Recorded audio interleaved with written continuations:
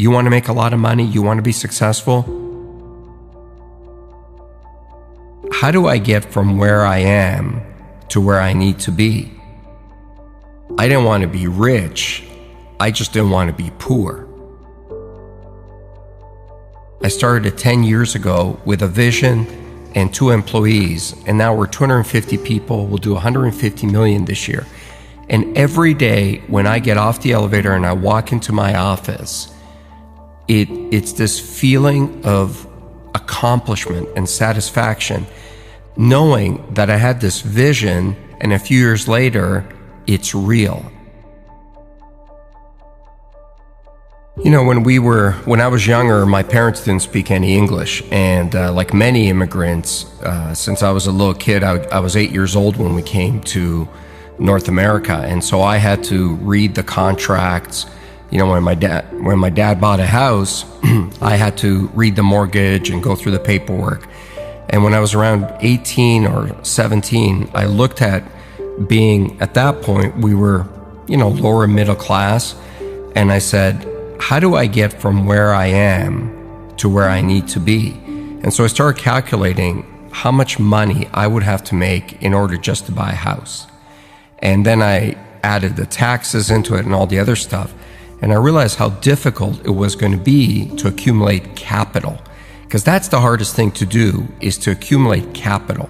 It's one thing to get paid a lot of money, but if you look at the tax system in North America, it's really hard to amass capital. And I just decided that I didn't want to be where I was. I didn't want to be middle class or lower middle class or mediocre. I just wanted to be great at something. Because I figured out that the people that I saw that were doing great things were fundamentally great at one thing. The analogy I always use is Peyton Manning gets paid $10 million a year. He doesn't get paid $10 million a year to tackle, to kick the ball, to play defense. He gets paid $10 million a year to do one task and do it really, really well. Nobody buys from you. Nobody makes you wealthy because you're okay at something. The world does not reward mediocrity, nor does it reward average. It only rewards exceptional. So you got to find that one thing that you're good at, and you got to become great at it. Because if you focus what you're not good at and try to become good at it, you're going to run into somebody who is going to clean your clock at it.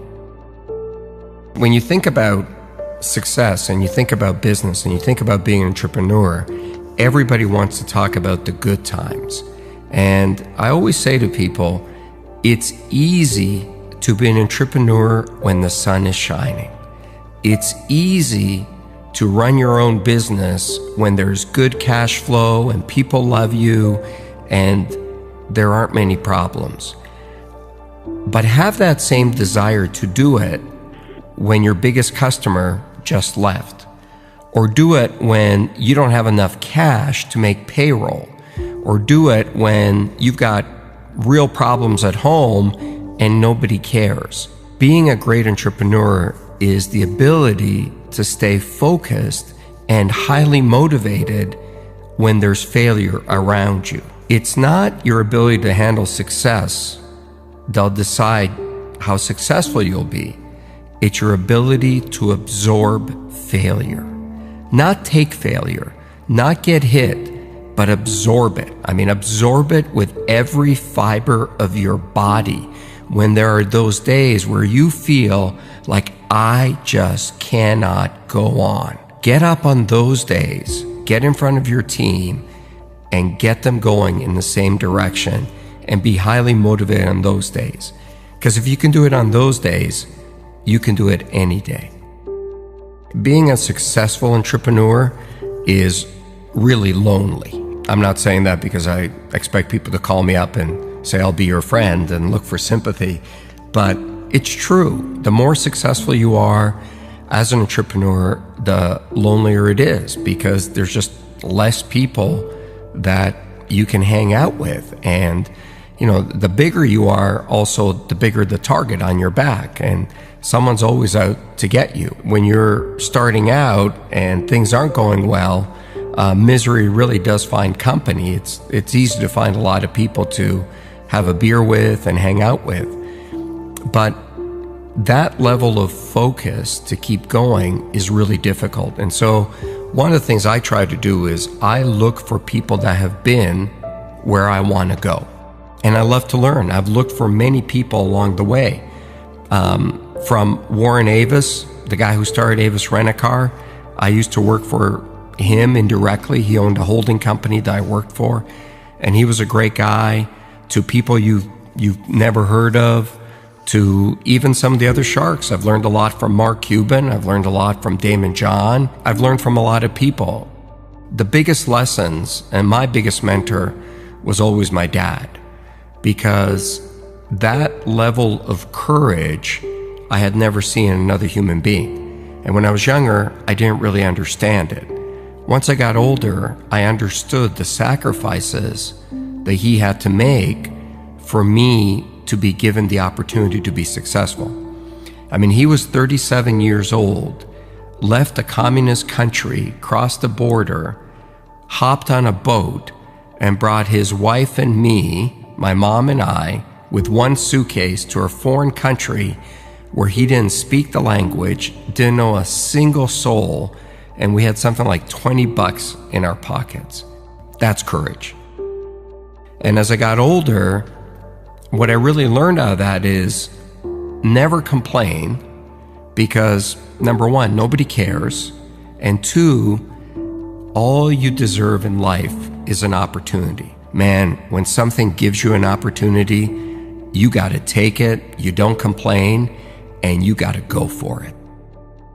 I'm a highly emotional guy. I'm a highly passionate guy. I love my business. I love everything about it. Where I'm not emotional is when it comes to winning or losing. You've got to be very careful about not taking your own bias or emotion into a negotiation or into a fight or into anything, because you've got to be very clear what the goal is. And in business, the goal typically is to make money. When I went to sell my first business to AT&T, I didn't want to sell it. And so it was the night before we were supposed to close the deal. And so I changed my mind and I called the CEO at the time and I said, "Oh, I can't sell this business." And he looked at me and he said, "Why not?" And I said, "Oh, it's my baby." And he said, "No, it's not. It's a business." I said, No, it's my baby." And he goes, "No, it's not. Your baby is what you have at home. That's your family. Your business is not your family. Your business is an asset that you started. And if you think we're paying you the right price, then you should sell it. If you think you can keep going and maximize the return, then don't sell it." And he was so non-emotional about it, it really hit home for me. I've seen more people make mistakes because they get angry or they get highly emotional in front of a customer or in front of a supplier. Leave your emotion at the doorstep. Business is about business. When you hit the real world, you're going to start competing with people who are really, really good at something.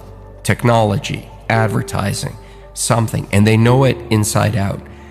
You want to make a lot of money, you want to be successful, you got to take those people on with a skill that you're world class at. I hate the word failure. I hate that label. I wake up in a cold sweat in the middle of the night sometimes when I feel like I'm going to fail or I'm a failure. You know, I run every day and I run pretty far, and sometimes, just like everybody, I get jet lag and I get tired. And when I get to that point where I feel I cannot go on, this little inner voice inside me says, "What are you, a failure?" And then I don't care if my feet are going to fall off and blood is going to start dripping out of my veins. I will not stop. I hate that word. I do not want to be defined by that word.